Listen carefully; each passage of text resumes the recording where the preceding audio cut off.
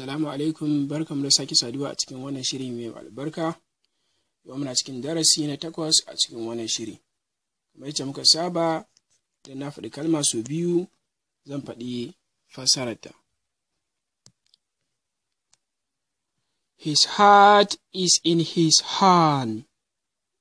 His heart is in his hand. Hular shi tana hannun shi. It was on his head. Ta kasance a kan shi, da can kenan. It was on his head.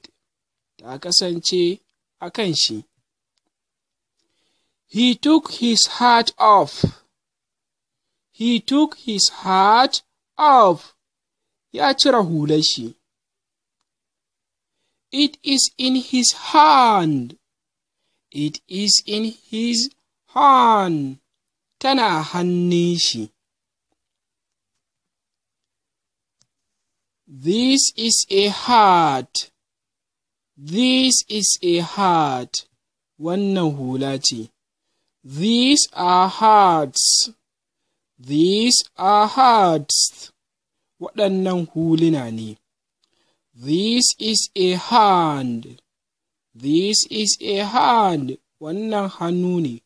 These are hands. These are hands. Waɗannan hannuwa ne. This is a table. This is a table. Wannan teburi ne.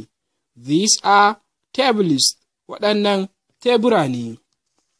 This is a man. This is a man. Wannan mutum ne. These are men. Waɗannan mutane ne maza. This is a woman. This is a woman. Wannan mata ce. These are women. These are women. Waɗannan mata ne.